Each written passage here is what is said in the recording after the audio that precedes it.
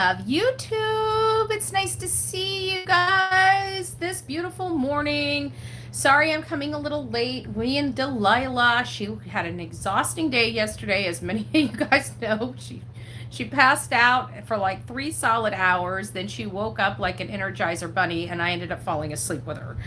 So she's kind of been quite active this morning. So we've been to the neighbor's house to play. We've had a walk.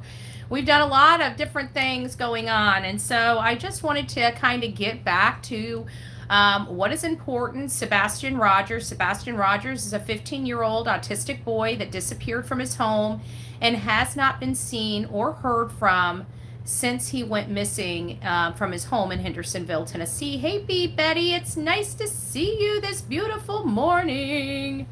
Good very morning to you. I hope everything is rocking and rolling for everybody this morning. Miss Lee, Mama 3, Rebecca, Kendra, Chris, it's nice to see you all today. I hope you guys are doing what? Oh, hey, Bookworm, it's nice to see you as well. TGIF, GLB, it's nice to see you. Sandy, good morning. Good morning, good morning. Karen, it's nice to see you. Sweet Misery, oh, big hugs and loves to you. Peggy, Stephanie, Ashley, good morning, Roxy. Hey guys, I see you all coming in. Vicky, Trishy, Camelia, there we go. It's nice to see you. I'm here only for a few minutes. Got to go into town and do my banking. I hate banking. Subaru Steve, it's nice to see you. I hope you're doing very well. It's great to have everybody here. So, as many of you know, there was a whole crew of individuals that wanted to see doom and gloom to Seth's channel. Obviously the Gabby Petito Foundation, but everybody rose above all of that. And I thought that it was a very endearing show last night. You know, I thought the intro was really, sweet to be advocating for so many missing kids in Tennessee. I don't think we realize to the amount of children in Tennessee that have not been seen or heard from since they went missing, and there's quite a few.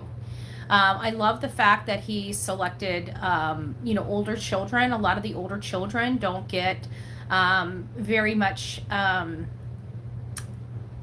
screen time, so to speak. And he was disheartened. He was disheartened because he had a conversation, as well as Tony, with Joe to the effect, to exactly what had transpired.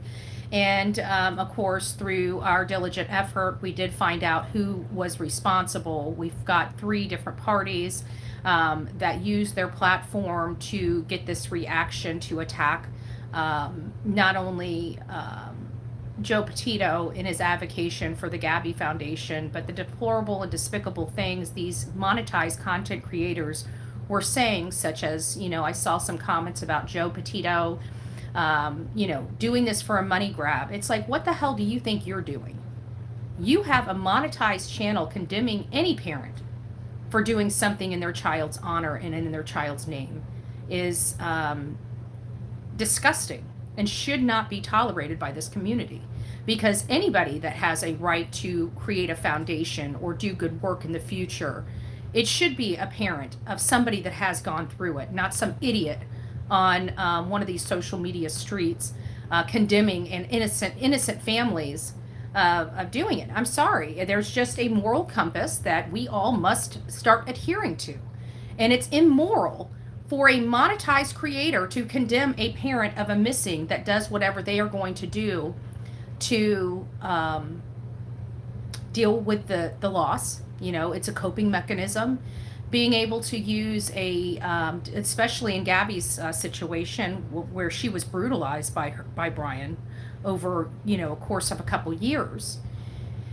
And to turn that in and to try to help other children so they don't have to go through that, or to give them resources so they can get out of that is their right to do. And God bless the Petito family. God bless Gabby's parents. Let me say it like that, Gabby's parents. Because this was something that they thought their child was going on an adventure of a lifetime, right? An adventure of a lifetime that went horribly, horribly wrong, and their daughter never came back home. So it is very disheartening just to see the grotesque, but it's not like, it's not surprising. We know that there are evil people on this platform that don't care about anything other than themselves. They only care about hearing themselves talk. They only care about, we've been through the crap, we've been through it all. We've been through the meat grinder. We've been through it all. We stand strong, and I feel like sometimes that this channel is the only backbone for some of these parents that come under attack, because at the end of the day, we fight whether we have a gang of people with us on our side or not. If it's the right thing to do, we do the right thing all the time, not some of the time. We don't go with the clicks. We don't go with, going and getting, buddy with this guy because they got more views than you, or they got more subscribers, and we would like to have some of the. I don't care. We have a job here to do, and it's to help families, not to hurt families, but to help families. And while I don't do it perfectly, I have to admit, but you know what? I'm human, and I'm okay with that. I'm okay with not meeting the marker 100% of the time. I'm perfectly fine with that. But these people wanted to ruin the show for Seth, and I thought Seth came up fighting. He's a fighter. He's a fighter for his son. He's a fighter for these other children that wanted to advocate, and he, and quite frankly, was disappointed that Joe couldn't come on, but he completely understood. Why would anybody threaten Joe with doxing his personal home and his family? It seems really, really barbaric to do that to somebody that's just trying to have like 1,200 people were in there last night. That would have been a great opportunity. And it doesn't matter who's running the show and people's petty bullshit, right? That's what I talk about. Like, they can leave that stuff at the back door. It's about the avocation, and you just prevented Joe Petito from advocating his foundation in front of 1,200 people. There's no honor in there. That's not admirable. It's horrible and evil. And shame on the bad actors that chose to go ruthless on a man that's lost so much like Joe Petito. It's sickening. I hear a monetized channel, like Dolly's just turning into a real piece of shit on his monetized channel, where he had all of his subs, literally buy him a camper that he never uses, buy him a car that he never uses, buy him all this stuff that he never uses. He just wastes their money over and over again just to keep it coming in, while condemning a father on a non-monetized channel. And then he attacks Joe Petito. Joe Petito. This is a man that still has his daughter. Remember that shooting at the mall and how concerned Dolly was when his daughter could have been one of the statistics we talk about here on these channels? What do you think Dolly would have done with that if something happened to his daughter?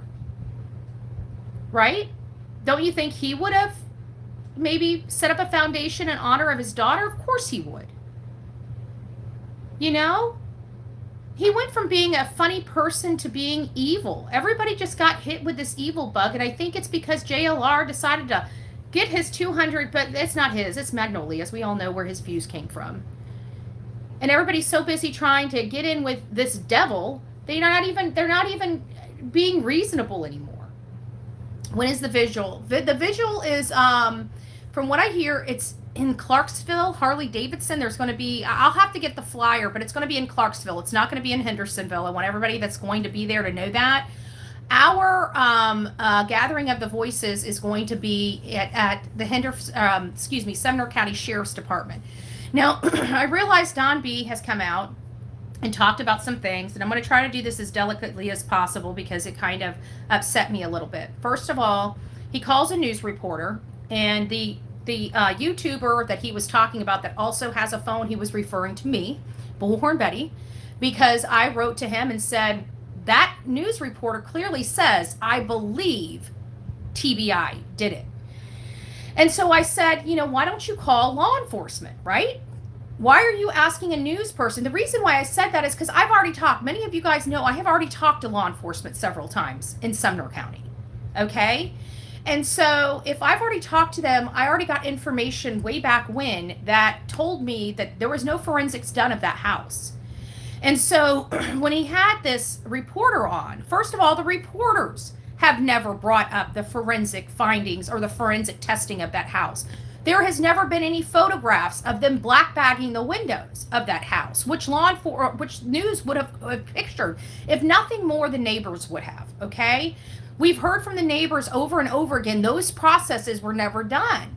So if those processes were never done, it's almost next to impossible to have forensic testing without the black bag, because you're talking about Blue Star, you're talking about amino black, you're talking about, Blue Star is similar to the whatever, the fluorescent, the blue fluorescent, except Blue Star, from my understanding, doesn't degrade the material as well. So they kind of went from luminol to Blue Star. Might be the same thing, but it sounds like it's a different chemical compound, okay, if that makes sense.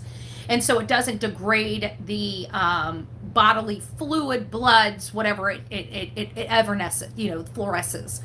And so long story short is there's a process that goes in it. And I also said that, the only time that I could conceivably see that would have happened would be that night when they did the reenactment 2 weeks later.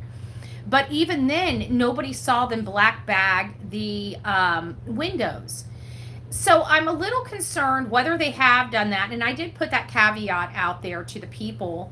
But then we hear that he calls Hendersonville or Sumner County. I think he said Sumner. Hopefully he didn't say Hendersonville Police Department, because they've never had jurisdiction over this. It's always been Sumner County. I couldn't remember what he said. I'll have to go back and check, but you guys probably do. Anyway, Sumner County is the one that's ultimately, so far, from my understanding, is the jurisdiction in which it is. It hasn't changed jurisdiction, therefore it's not in TVI's hand. Now, what I had a problem with is that Don B, basically said, I called them, but I don't remember who I spoke to.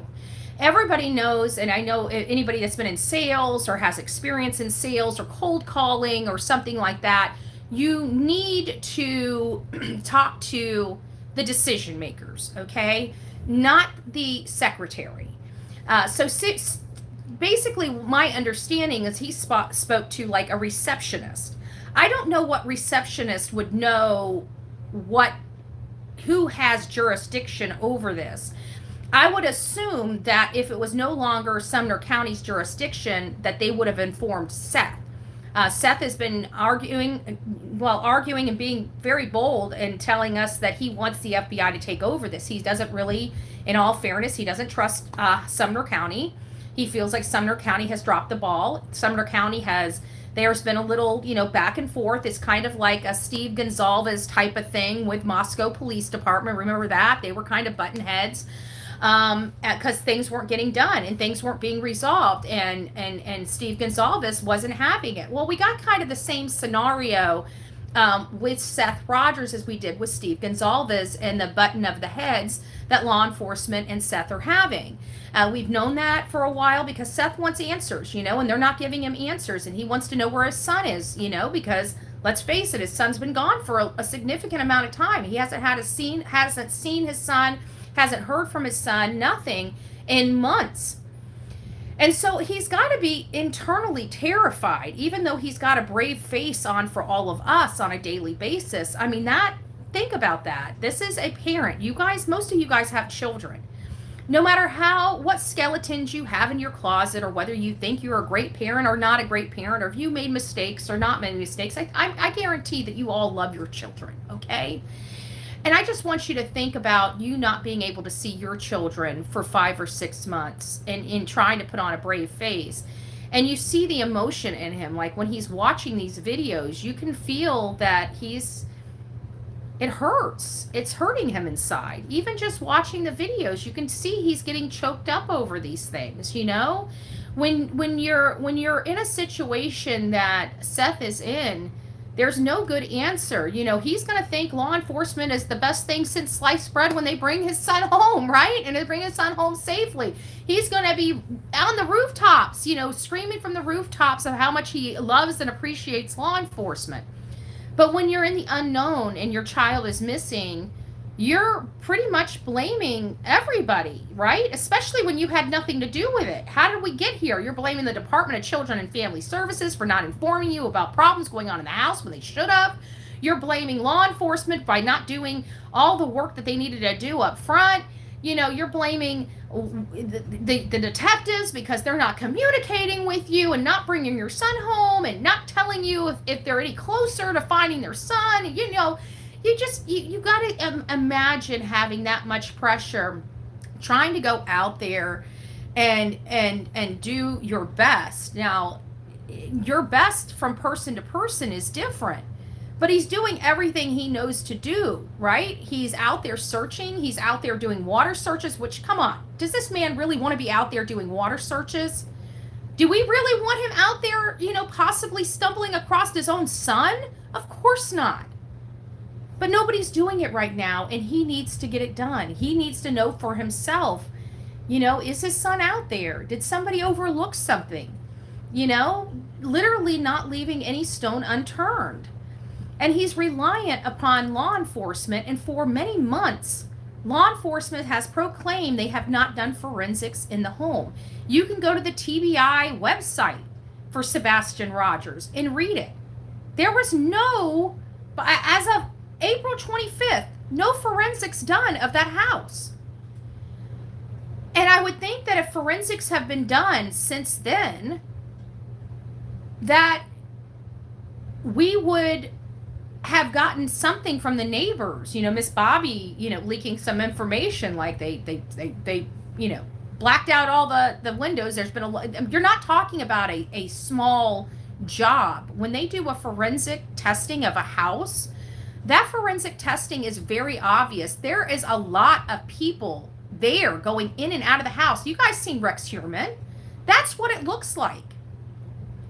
That's what it looks like. That chaos, everybody, there's just a whole bunch of people there, and there's organization among the chaos. We're looking at a chaotic, people coming in and out and in and out and in and out, right, with all these bags, and they're putting them on the table and bagging and tagging and putting the information in a logbook, and then they're taking it. They're not doing any forensics there. They're just bagging and tagging and documenting.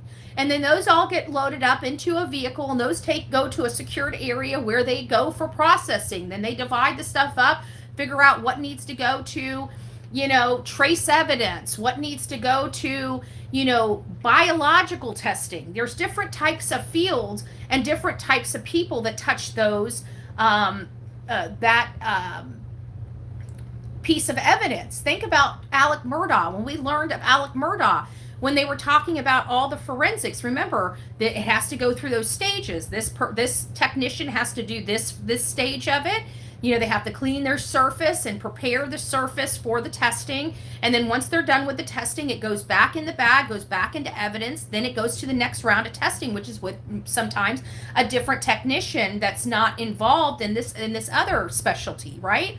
So even the evidence itself goes from technician to technician for the field of which they need to test in.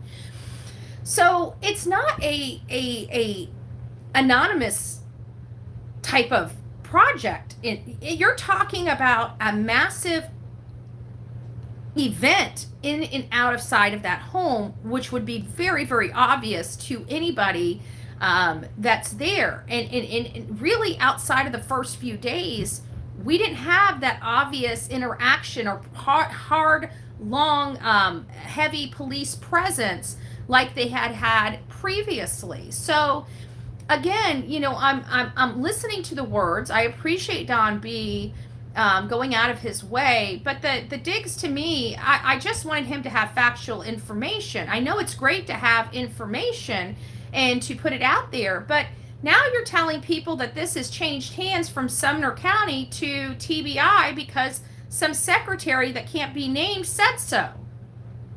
But the entire family has not been apprised of this. Hey, Turkey Man, it's nice to see you. So if the entire family hasn't been apprised of this, how in the world could this possibly be where they're still dealing with the investigators at Sumner County, but it's now in the jurisdiction of TBI? I think there needs to be some clarification on that. That's what I'm trying to say.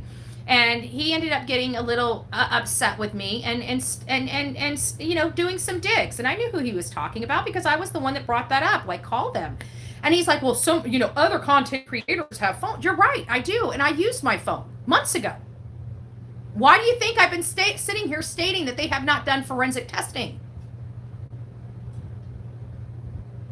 So that's why when he called the news reporter, I suggested, why not call law enforcement and get it from the horse's mouth? He might be surprised. Like what the news reporter said was inaccurate.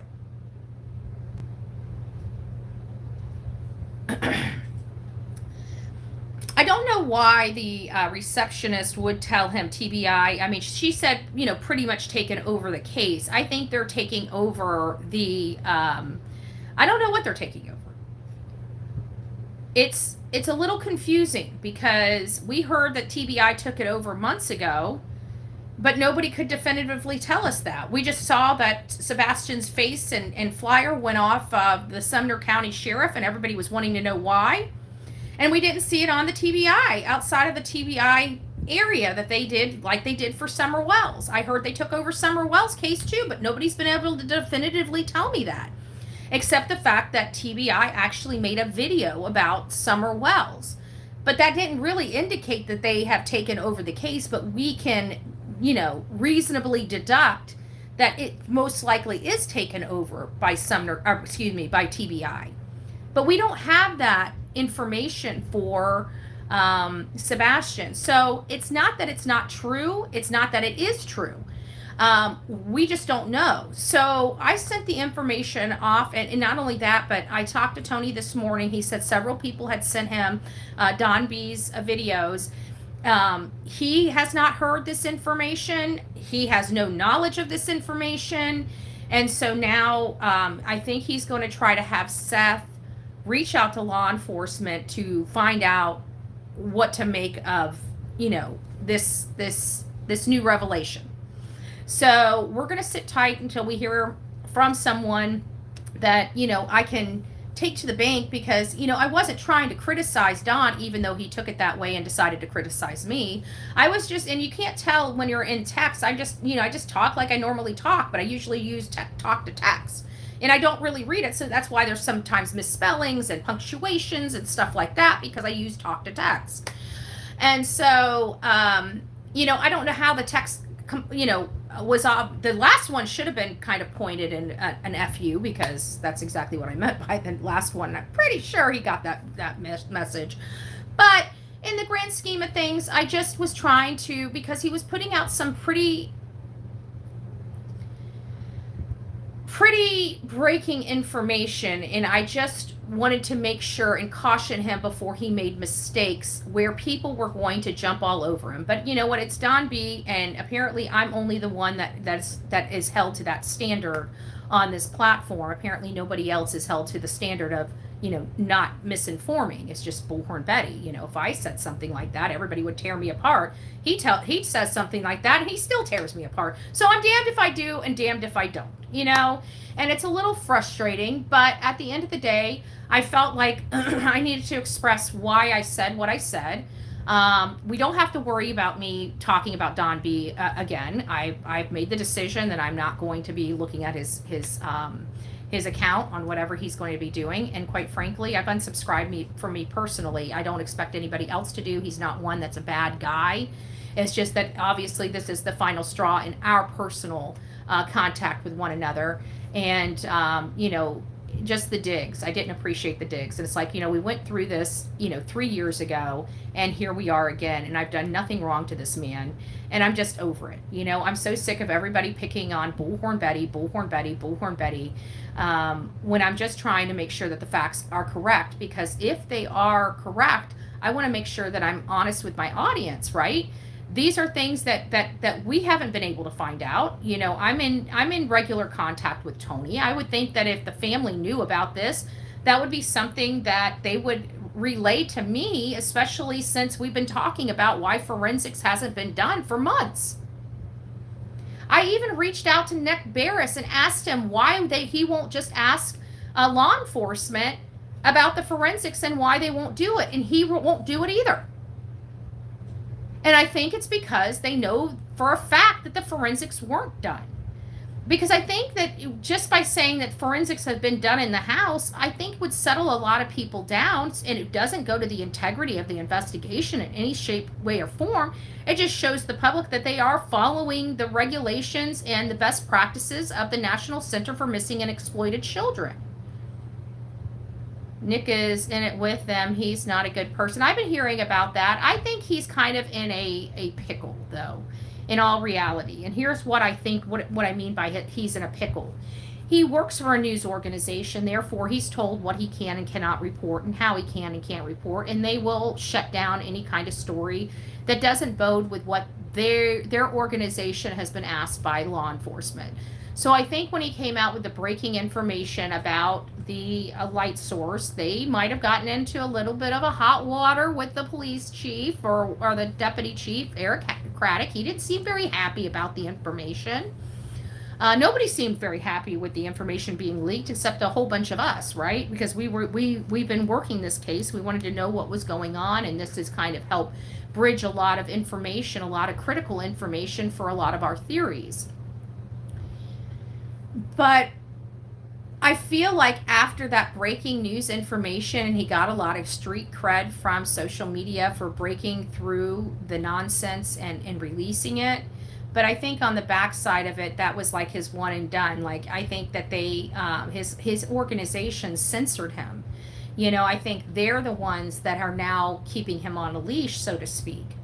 And it's at the direct request of the local law enforcement, because this is one of the things I hate about mainstream media, is they are so worried, especially local ones. You know, they have to deal with their mayors and law enforcement and stuff like that, and they can pretty much be, you know, 86th, so to speak, you know, or ostracized, so to speak, where they're not getting the interviews that they could get, or they're not being allowed to ask their questions, or, you know, they're not the ones being picked in the audience when other things are going on. So that's the difference between social media creators, because we cover everything all over the world. You know, pissing one head honcho off in one community from another community doesn't bother me any. Because to be honest with you, I'm true crime. I'm not all news, right? We're not worrying about their local, you know, whatever. We're not worried about their, I mean, I always say vote, vote, vote, but we're not even really worried about their politics, or, you know, their mayors or their councilmen and women and stuff like that. You know, they have these stories all year long. That's their market. That's their area. And they've got to be very careful not to step on toes. And quite frankly, I don't like the oversight of the bosses. It tampers down real shoe leather investigative reporting. And I feel like I think this has become a common practice in our country, where we're fed what we're allowed to be fed. And I say that that's no longer acceptable. We are entitled to information. We're entitled to go out and get it as freedom of the press. It's literally protected by the Constitution of the United States. And I'm sorry that so many publishing houses have forgotten that. But here on the Bullhorn Betty channels, we have not. We don't have a board of directors. We can report on anybody. I don't care if they're 15 years old, 12 years old. If you unalive somebody, I will put your picture on my channel. I am not PC. And people appreciate that, because we're tired of the toxic PC in our press. We're tired of the propaganda in our press. And this is, quite frankly, I got to look at Nick Barris as mainstream media. And I also have to look at him as the, you know, now kind of the unofficial spokesperson, you know, for the Sumner County Sheriff. But he's not doing well, because I've asked him about forensics several times, and he refuses to answer. So, and he refuses to ask the question. So until the question is asked of Nick Barris and reported of Nick Barris, I guess we'll never know now, will we? Or we can just say what's clearly in front of us. There has never been any activity around that house that indicates or even remotely looks like a forensic testing was done. That's what I can say. But again, I did put the caveat. The only time I believe that this testing could have been done would have been when they did the reenactment 2 weeks after the Sebastian missing. But I spoke to law enforcement even after that. Give me just a second. I think that's my lunch. Will you sit? It's not for you, it's for me. She's just all over the place. Let me just... Oh, wow. You're going to have to sit tight. Hey, guys, sorry. It always happens when I'm on a live. Sorry, I was on a live. I was trying to get up out of there. Thank you. God bless you. Jalapeno chips. Jalapeno chips might be a little too spicy for me. Okay. Gotta love the neighbor. If you guys don't know, my neighbor does feed me just like I feed my neighbor. I got a bunch of boxes here for little shit to play in. I got toys. This looks like a freaking puppy mill. Got toys everywhere. I'm not ready to eat that just yet. Oh, sorry. I didn't realize how close you guys were to my face, but that's okay. All right. Well, my sleeping beauty is now wide awake. My sleeping beauty is now wide awake. You want to say hi to everybody since you're awake? Say hi. I hear a doorbell and I know it's for me. I know it's got to be something for me because I'm spoiled rotten. I need to wear lighter shirts so she doesn't blend in with them. She's got the cutest, sweetest eyes in the whole wide world. Yes. Boo boo. Say hi, everybody. I'm Delilah. I'm Delilah. I'm spoiled rotten. All right. Will you go up back under the bed and go back to sleep? The answer is no. She will not. She is now... We're going to have a companion for the rest of our show. Yeah, I know she is cute. She hates heights, though. I noticed that she doesn't like... Everything must look really big to her because she doesn't like her... Like, if I have her feet, if I hold her little back feet, she's fine. But if you let them dangle, she's not fine. So she's kind of scared of heights. And when she wants to get up on the bed, if I'm on the couch, she'll let me pick her up. But if I'm on the bed, which is a lot higher than the couch, she makes me get off the bed, sit down on the floor, and then she'll come up to me to put her on the bed. She's very picky.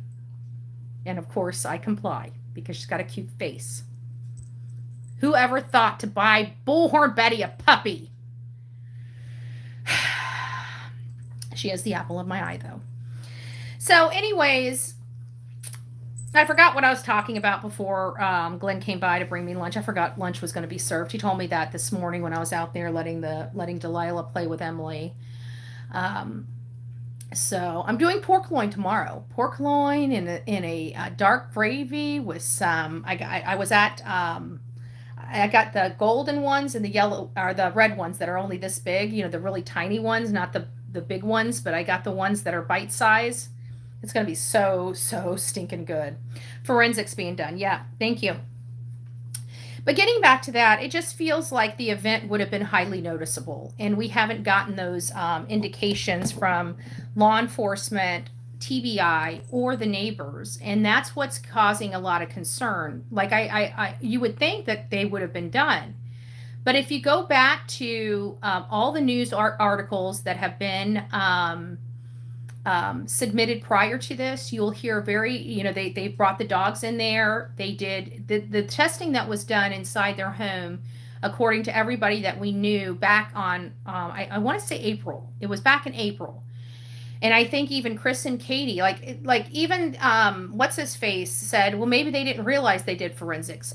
It's you don't do forensics without people knowing that you're doing forensics. Like, you get a search warrant. There's no ifs, ands, or buts about it. Like, they don't just go in your house willy-nilly and do this type of testing. I mean, you get paperwork. You get packets of paperwork, but as they're going in, they can breach your house with like no knock and knock, right?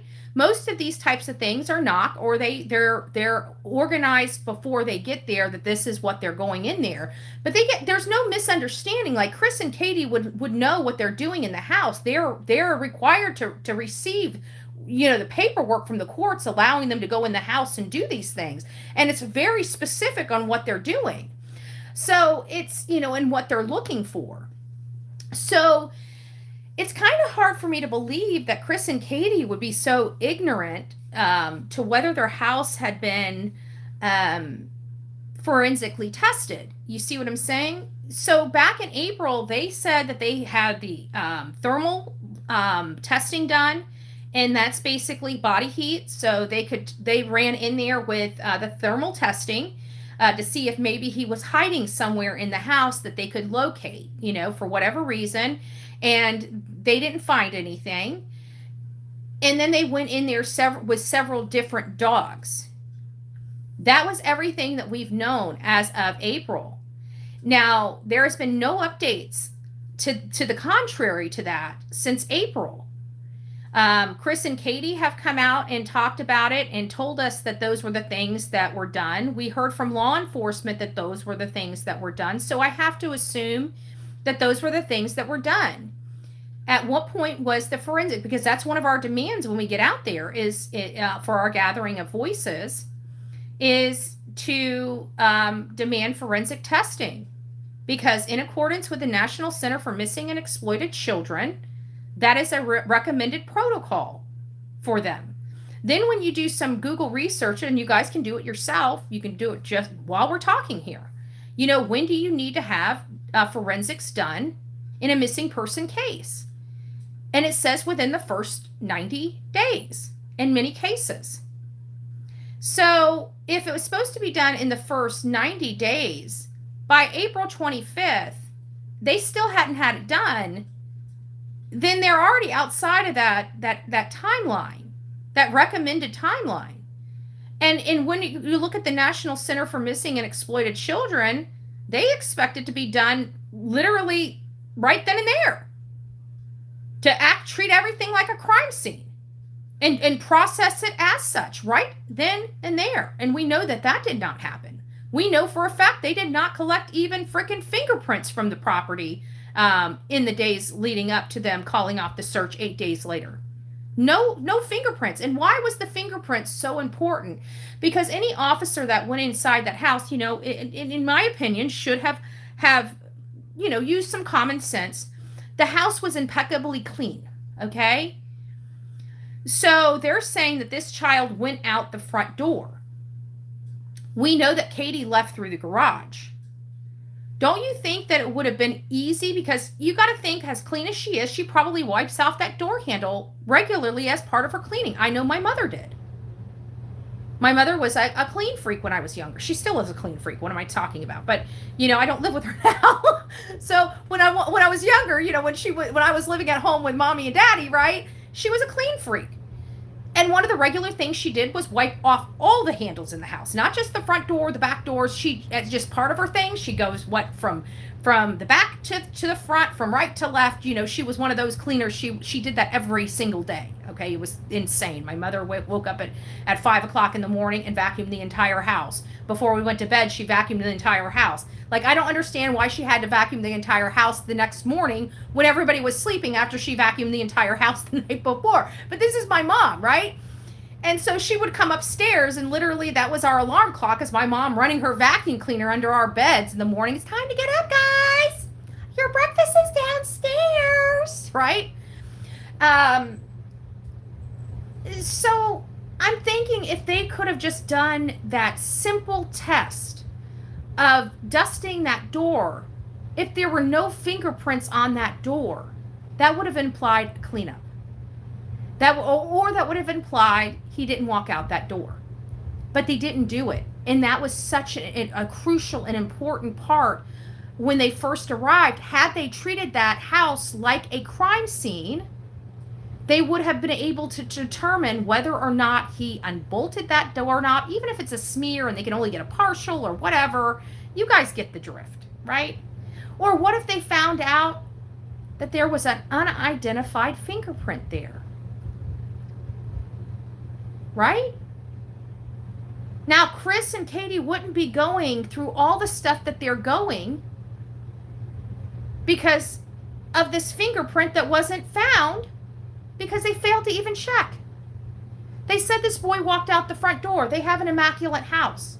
Why didn't somebody just take out a fingerprint test kit and just test it? Why not? Why not? Or how about go and spray? Like they have this like stuff that they can put and look at fingerprints and who pushed fingerprints on the pad and actually see which ones are the raised fingerprints, which ones are used the most. They didn't do any of that. And it makes you wonder why, because again, the National Center for Missing and Exploited Children absolutely recommend that even if the child walks out the door and is a runaway, to treat the area like a crime scene. And I'm sorry, to me, it didn't feel like they did that.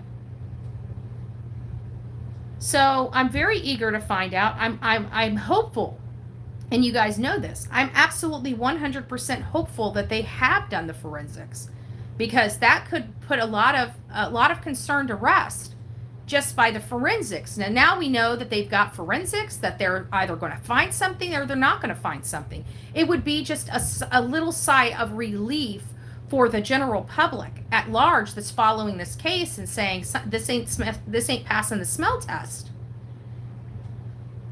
So again, just a little upsetting, that it doesn't feel like forensics have been done. I know there's some news out there that it's possible that it has.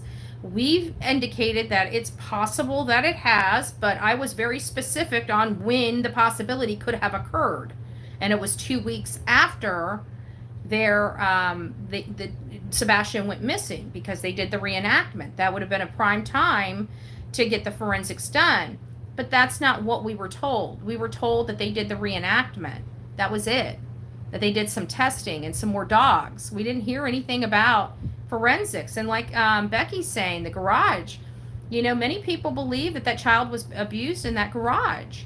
People have a lot of questions about that used mattress in the garage. We all know that Sebastian, while at Katie and Chris's house, and it seems like just Katie and Chris's house alone, had incontinent issues, which can give us and at least, gauge the environment he was living in inside of that home, that he is a potty trained teenager, and now he's having to wear diapers, which is very degrading to one's self-esteem. I'd have to think that it didn't make him feel good. God knows what Chris and Katie were saying to him in the house. I got to think that Chris was not very kind to Sebastian, and probably couldn't handle the fact of Sebastian hitting puberty and going through some changes when he doesn't really understand. I just don't think that Chris was equipped to handle it. And I think the more Chris was ill-equipped to handle it, I think the more Katie was resentful of Sebastian, because it was causing her a whole host of problems. This was the life she had always dreamed of, having the nice home, having the nice car. She felt like she finally made it, right? That she finally made it. And then this rock was holding her down. And I think that she actually loved her son at some point, but at some point she became resentful of her son. These are just my opinions. We definitely have never seen her hold, or any photos of her holding or showing love to Sebastian like she showed love to Faith. And I think that really bothered a lot of us to our core. Just my opinion. I know it bothered me to my core. How she could have ran away from home. How we can have a big, massive search, and Chris and Katie nor any of their family would show up for. And then when questioned, they said that they were told to stay home, much like Trezell and Jacqueline West said. But yet they were constantly seen out enjoying themselves, while other people were sweating and, out there in the heat and searching for their son, while they're sitting there having barbecue and going shopping for Harleys. It just doesn't add up. And then you add all the multiple changes, and we just watched another interview yesterday, the Hands interview. And the Hands interview, holy smokes, right? Like, it was another variation of the story. It's like these people can't even keep the same darn story from person to person. It's like every time you listen to it, it's always they tweak this or they tweak that. Why do they keep tweaking their story? I just don't understand why we have such, from the very beginning of this case to now, where they're not even talking or communicating with anybody. What happened? You know? And now that Faith is back home, I did see a post from Nina that Faith is safely back home with her. So without a doubt, 100%, we know. I know that this has been up for speculation for several weeks. We did hear that she is back home. So Nina has a sigh of relief. Praise God, she was able to get her daughter back. I'm sorry, that must have been terrifying for her, because the last time he had her, she never came home, you know? And we heard her plea and how horrible this experience was for Nina. And then to have to deal with this right after their oldest kid disappears, I don't know how to even describe that uneasiness into words for a mother. You know, that has to be pretty stinking rough on her, you know, I'd have to assume.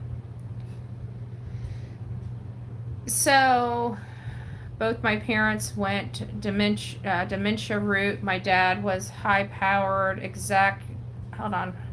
at one time, and he was helping him to the bathroom. Oh, and he used to being in charge. Yeah. Thank you for being the voice. Oh, thank you, Renee. God bless you. I tried to heart it. There we go. Thank you. I appreciate that. Remember, Chris was pissed that Katie kept bringing him change of clothes to school. When he used the restroom at school. Well, he must have been awfully. Hey, Abigail, it's nice to see you, my love.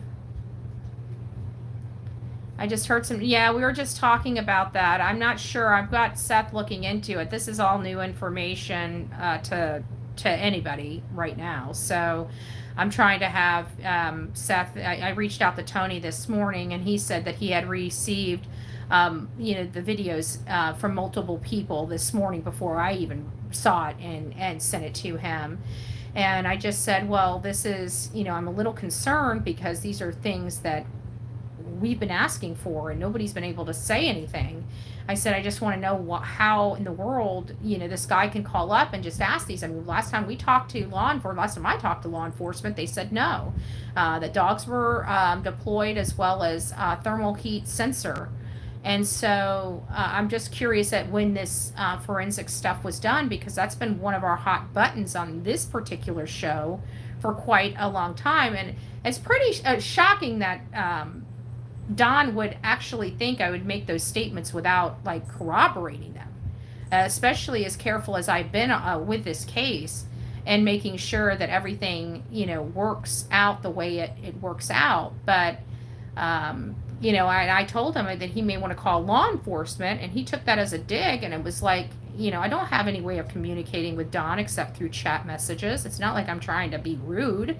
But he took it that way, and then he decided to be rude back. So I can't with these people on these platforms anymore. They're just so wishy-washy. It's just like, I understand they're happy to have breaking news. I'm not trying to diminish that. I'm just trying to say, you got a news reporter that's saying, I believe that it was done.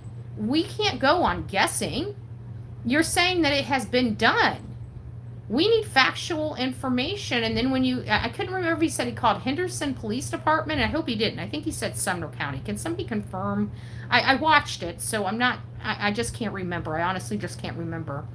But hopefully he said Sumner County, because Sumner County is the one that's has jurisdiction over this case, not Hendersonville Police Department. And, even though they're saying that the receptionist is saying that this has been taken over by TBI, there's no paper trail that TBI has taken over jurisdiction of the case. And it's my belief that they're still acting as a resource for Sumner County. But again, I haven't talked to anybody in in the sheriff's department for I think 3 months, maybe 2 months, something like that, 2 or 3 months, and that's it. So, and I can tell you, when I talked to them, it was Sumner County Sheriff that had jurisdiction, and it was Major something, I think Bailey, that was the head investigator on this from Sumner County. And that's who I spoke to. Not one time did he say, no, this is not our case, and the jurisdiction is TBI now, or anything like that. No, he said he was the investigator, and if he's the investigator, the lead investigator, and he's from Sumner County, then Sumner County would still be, it would still be in Sumner County's jurisdiction. So before people start getting confused and running with this, I would just like, corroboration. So I sent it off to Tony. I think Tony's going to potentially reach out to Seth, and have Seth reach out and find out what in the world's going on with his son's case. And just try to see what's true, what's not true. And of course, if we get any information that I can share, I'm going to share it with you. But I'll definitely share with you if we can determine whether TBI has this case opposed to Sumner County, because that's a huge difference. Quite frankly, I know it's not the move that Seth would want, but honestly, I think it's a step in the right direction. Getting it out of Sumner County into the state, I would like to see that, to be honest with you. I'm not dogging that at all. I hope it does. I hope what Don B is saying is true. But I'm just uncomfortable because it doesn't sound like he was talking to anybody that's actually working the case. It sounds like he just kind of talking to the person that answered the phone. And I don't know if that's the truth or not. I'm just going off what I heard, Don say. And it was that he spoke to a gal at I think he did say Sumner County Sheriff's Department. Now that I think he did say Sumner County, but I can't remember off the top of my head. But he said he spoke to somebody, and I'm almost 100% confident he said Sumner County, and he couldn't remember her name. I talked to a gentleman, which was the lead detective, and it wasn't a her, but he said he couldn't remember her name. And the way he was describing her, to me, it sounded like just somebody that picked up the phone. But I don't know. I don't know, because, I'm not going to go start, calling all these people to fact find Don B. I think that's too many phone calls, but I definitely asked Tony if there's any possibility Seth could. So we'll find out what Seth's findings are, if he can release those. If he can't, he can't. But if he can, I'm sure he will. So I'll let you guys know as soon as I find out anything. Receptionist knows everything, not necessarily. And that's why I said, in sales, and there's a lot of examples of that. When you call, you want to get past the gatekeeper. I used to be in sales. I used to sell insurance. Not a popular product to be cold calling people for, but I did very well when I was selling insurance. And one of the things is to be honest with you, the receptionists don't know everything. They're the lowest man on the totem pole. You're talking about confidential information. Some of these receptionists don't even have clearance to hear some of the conversations in that office. It's a little different, and I know other people don't understand it, but I just have a lot of questions. That's it. I just have a lot of questions. Especially about the new information. But hey, you know what? Let's get the information right from the mouth of babes, and then there's no guessing. And so I appreciate what Don B is doing by, hey, we're not going to guess here. We're going to get down to the brass tacks. And I think he's probably going to be a little remiss when he finds out what I found out 3 months ago, that forensics haven't been done. In this case, it has not been turned over to TBI. Now, if something's happened in the last 30 days that we're all unaware of, that might be plausible. Hopefully he asked them when this change went into effect. It'd be nice.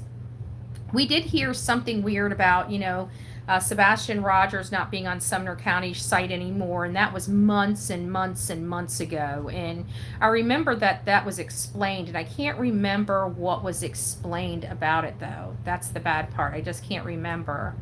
But either way, I think I think that this will resolve some things, and then, I think it'll corroborate some things for this channel as well. So it's not going to bother me. Unfortunately, I just wish you wouldn't have been so nasty to me just for pointing out the obvious. Like, why are you asking a news reporter when you can call, and he's like, well, I don't know why I'm saddled with it, because I've already done it, dude. Months ago. Duh. Just saying. Don B is a, I believe so, answer from a news person. That's not confirmation at all. No, it's not. It just isn't. Because we're not. One thing we've been doing a lot of is guessing, and like even with the whole time of when Chris got to work.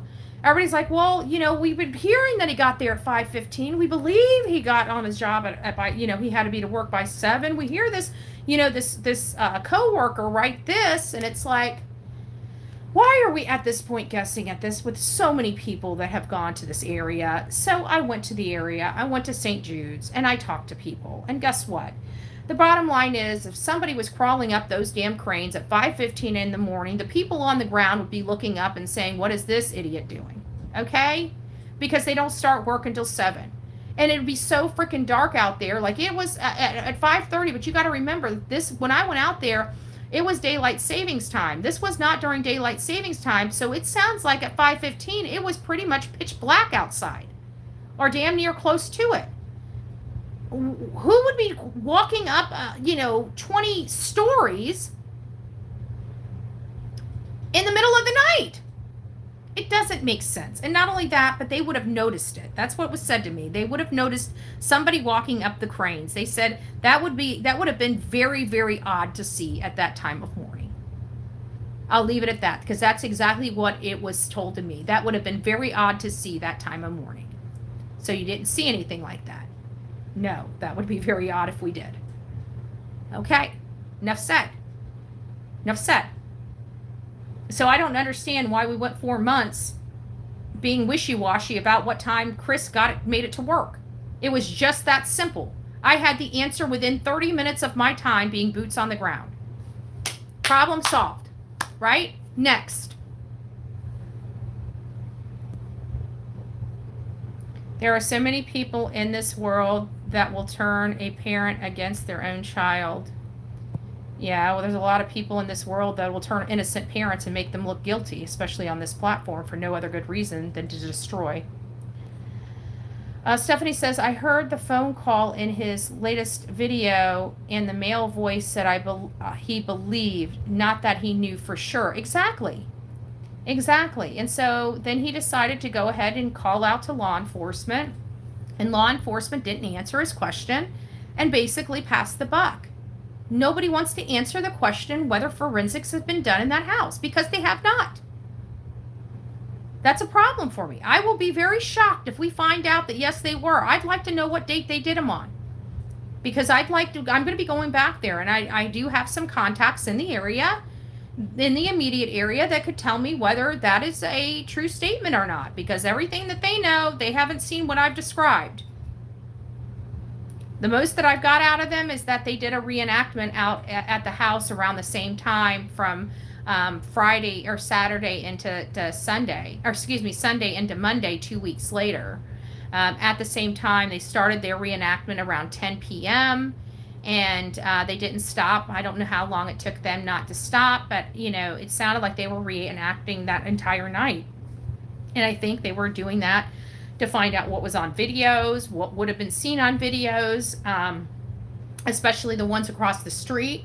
I didn't even realize there was a sensitivity on our cameras until this case, so I've adjusted my sensitivity on my cameras here just to be on the safe side, right? I didn't know. I had no earthly idea we had sensitivity.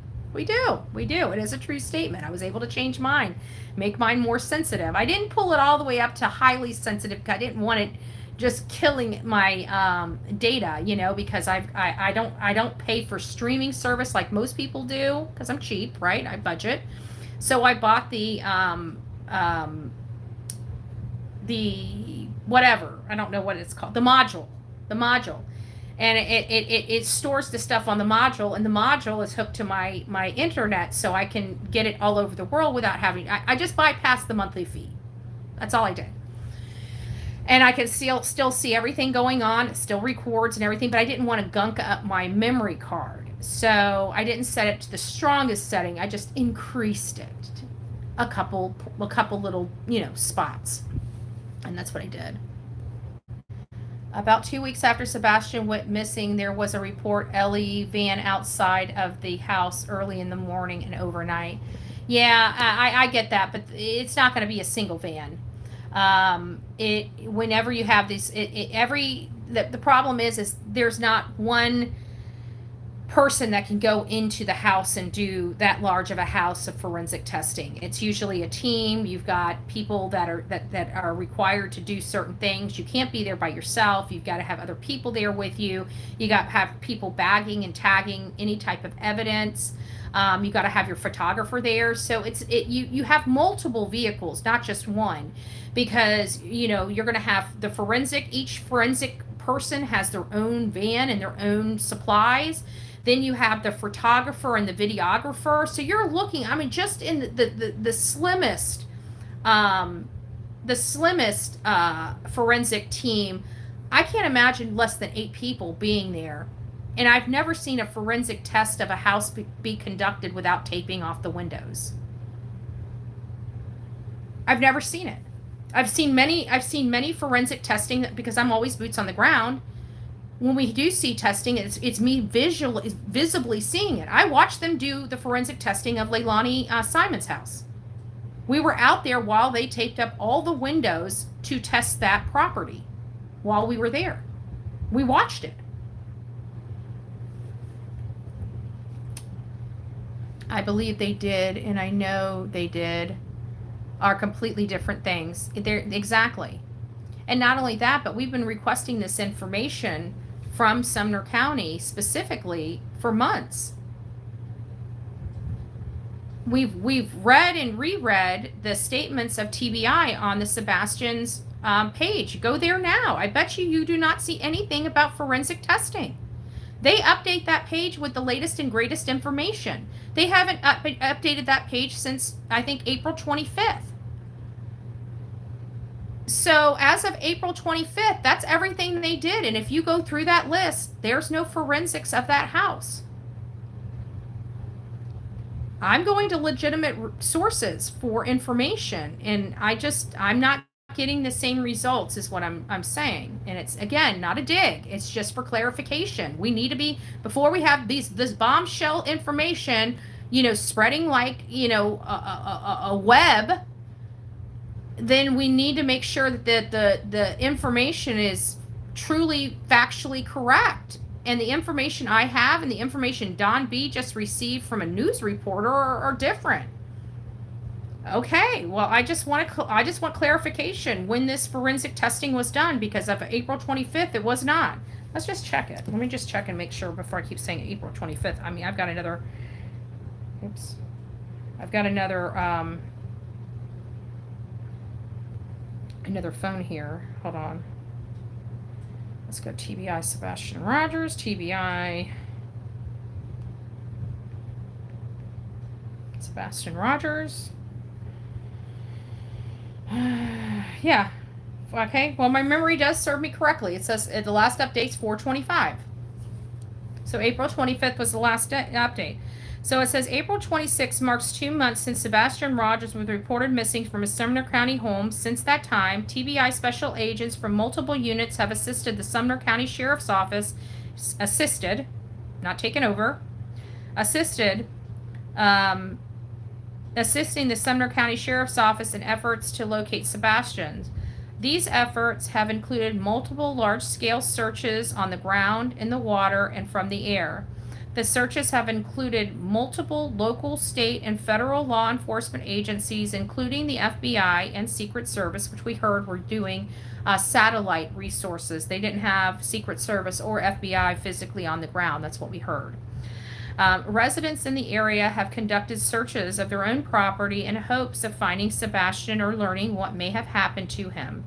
To date, there have been no confirmed sightings of Sebastian since the instance of the alert. TBI special agents continue to review information gathered since the investigation began, follow up on all leads or tips that come in, and work with counterparts from other law enforcement agencies to review strategies and consider options. The Amber Alert for Sebastian Rogers remains active. We continue to encourage anyone with information to call 1-800-TBI-FIND or send an email to tips@tbi.tn.gov. The update of April 3rd, 2024. TBI special agents are joining investigators with the Sumner County Sheriff's Office and law enforcement agencies from surrounding counties to conduct another thorough search in the Long Hollow Pike area in reference to the disappearance of Sebastian Rogers. While there has not been any additional information to indicate where Sebastian may be or may have been, trained search teams will again execute a ground search in the wooded and open areas around Sebastian's home and neighborhood. Additionally, we have been made aware of an altered version of the official TBI Amber Alert poster has been made and is currently circulating throughout social media, indicating that this newer poster has been verified. Please be aware that a lot of false information is being posted through multiple social media channels. The poster our agency has developed is in using the below, and so they give us the Amber Alert that they want the public to use right there. This is the update. As you see, we're going backwards. So this is the update of March 22nd. Special agents and intelligent analysis continue to go over and review information that has been collected since the search for Sebastian began. They also continue to follow up on tips and leads as they come in.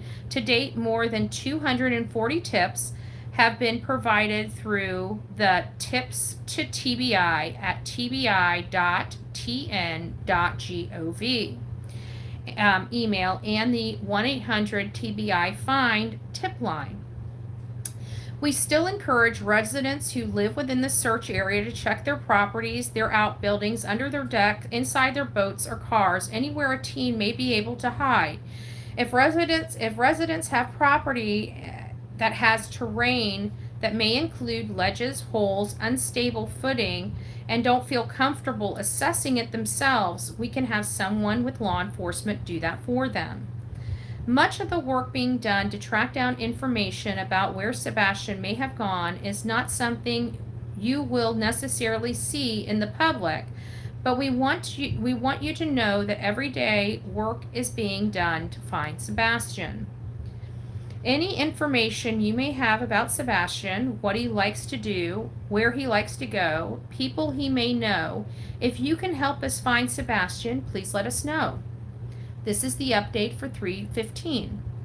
On February 26, 15-year-old Sebastian Rogers disappeared from his Sumner County home, leading to a large-scale ground search that resulted in first responders covering about 2,000 total miles in an effort to find him.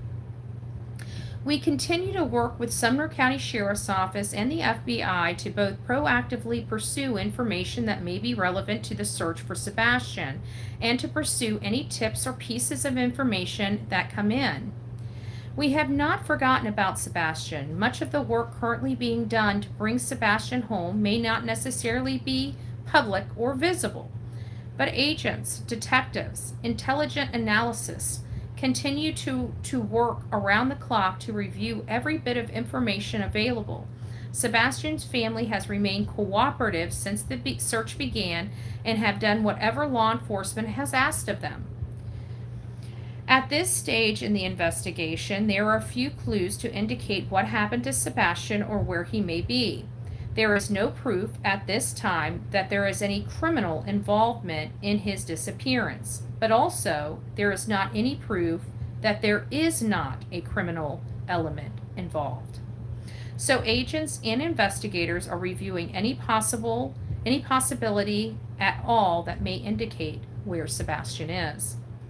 In order to preserve the integrity of the investigation, we cannot discuss many of the specifics surrounding the case.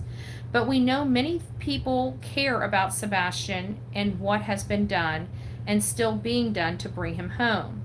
So we want to caution the public about putting too much stock into information being presented on various media forms that is inaccurate or incomplete and could be damaging to the investigation. And that was in reference to Nick Barris's light video. If you guys remember, that's what was trending and what was going around about that time. And they were saying that they didn't quite, it wasn't the full video, whatever they could say to do damage control. And then ultimately that it was a trash truck, which we know the trash truck came in like 2 hours later. Information that has been released to TBI and or Sumner County Sheriff throughout the investigation, including a list of frequently asked questions, can be reviewed below. What areas have been searched? Within the first several days of the search, more than 2,000 miles were searched on foot. Many of these areas were initially searched and searched again.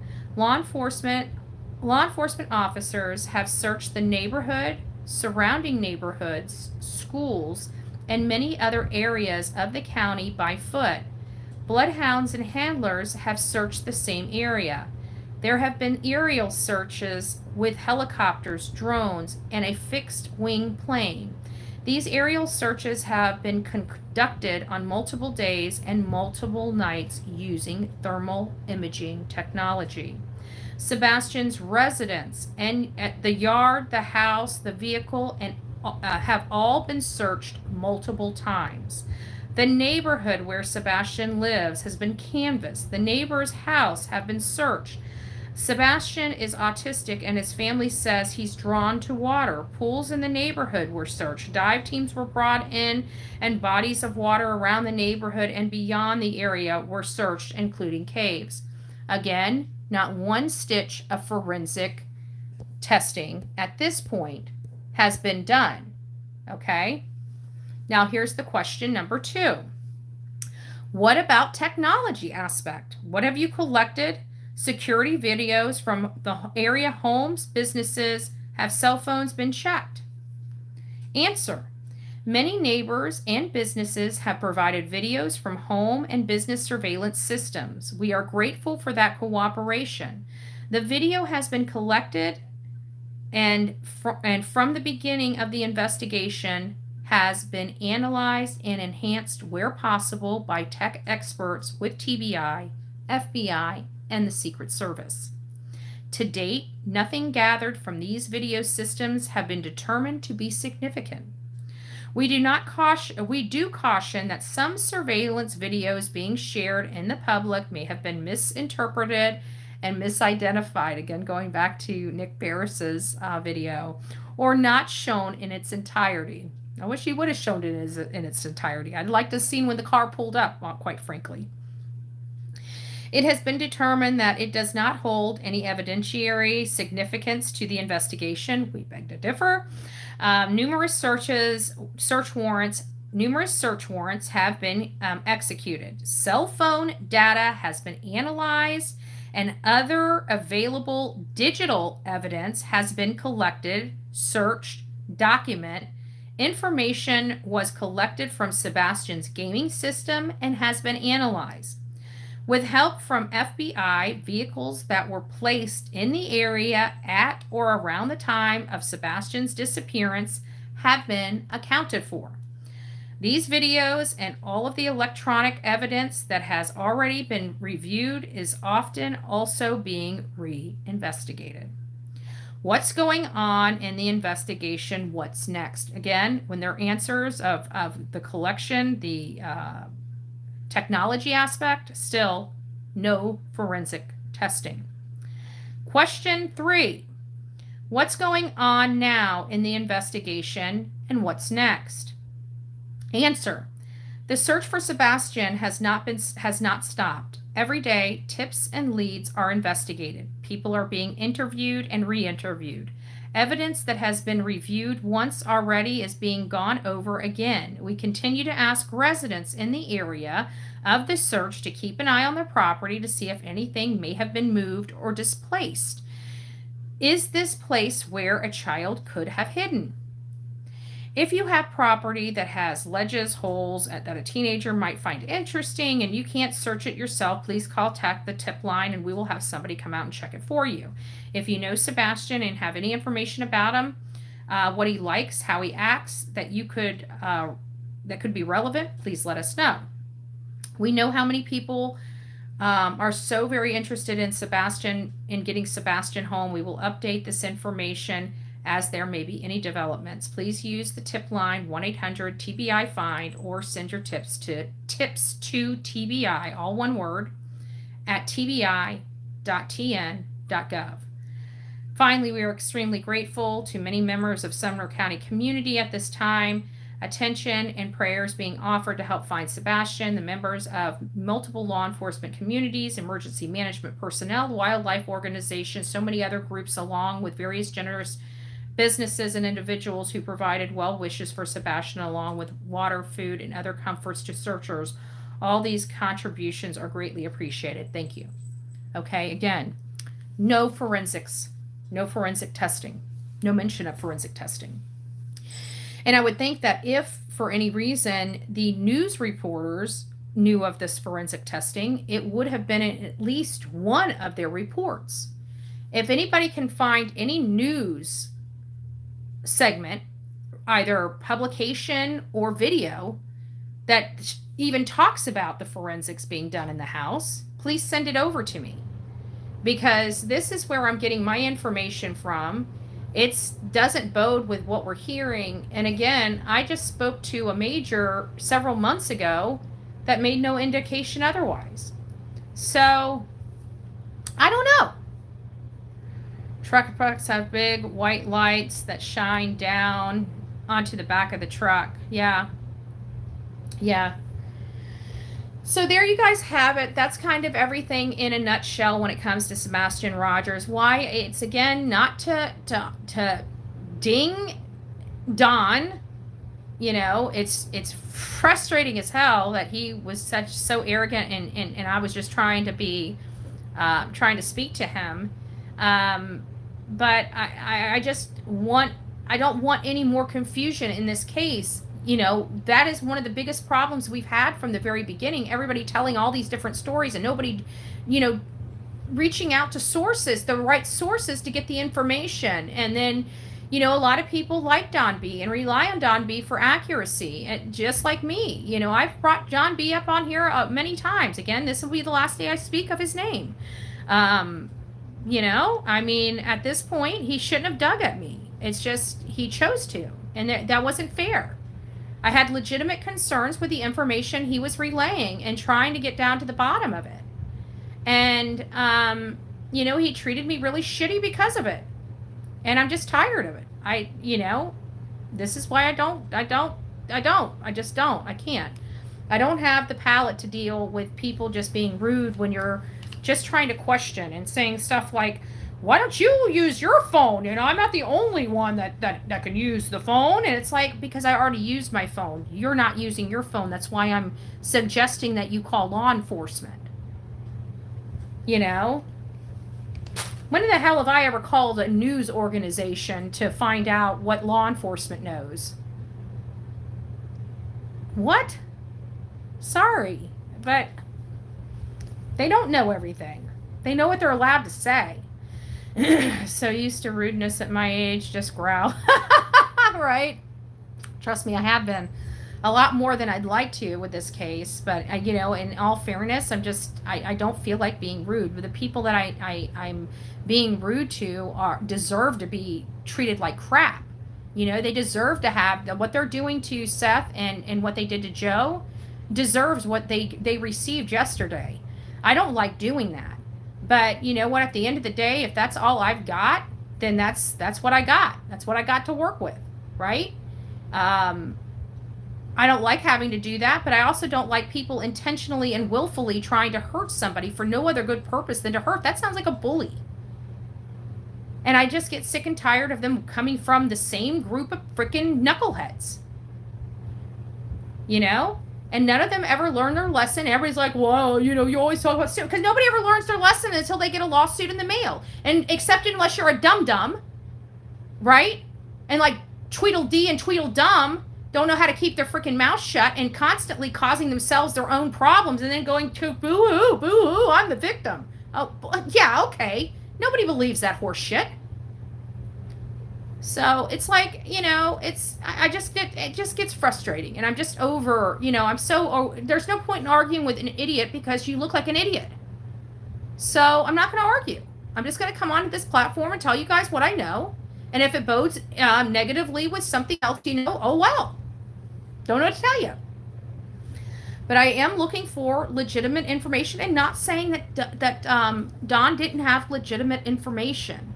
I would just like better receipts, I guess, is the, you know, if you're going to bring receipts, why are you bringing law enforcement questions from a local news reporter? And they can't even remember. I believe they might have been done, and if they were done by TBI. That's not answering the question with specificity or confidence, quite frankly. So hopefully he gets to the bottom of it. I'm pretty sure that when he does, you know, he's a good guy, so he's going to tell you his findings one way or another. I have complete confidence that he will. But, you know, again, it really rubbed me the wrong way that he would be so rude to me for suggesting that he may want to call law enforcement instead of a news reporter. It seems like a reasonable request, but apparently not. All right, guys. Well, that's what we have. Sebastian Rogers, we're still searching for him. If you have any information about him, Katie Proudfoot, Chris Proudfoot, the Bauer Sox, please reach out to 1-800-TBI. And if you guys would like, if you have some breaking information, you may want to just reach out to the FBI directly in your area and relay that information directly to the FBI, which is the preferred request of Seth Rogers, just FYI. Anyways, that's what we got. So I would like, let me just go over here. I haven't watched my filters too much.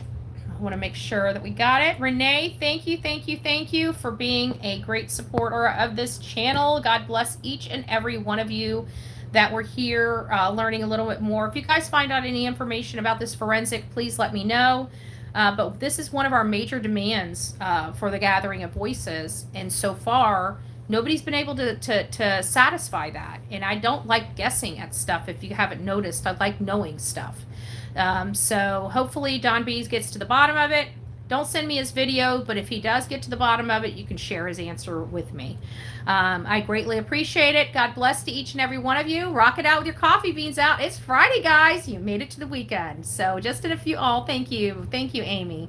Just in a few, thank you. She's sleeping for the next 20 minutes, and then she'll be bouncing off the walls for the next hour, and then she'll sleep for the next 20 minutes, and then she'll be bouncing off the walls for another 2 hours. So we're in the downswing.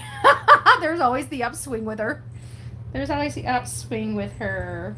She likes to hide when the air conditioning's on because this room gets a little cold. But anyways, guys, have a blessed day. Don't forget to be fearless. If you see something, say something. An ounce of prevention is worth a pound of cure. And until next time, please be kind, but more importantly, please be safe, but more importantly, please be kind to one another. God bless.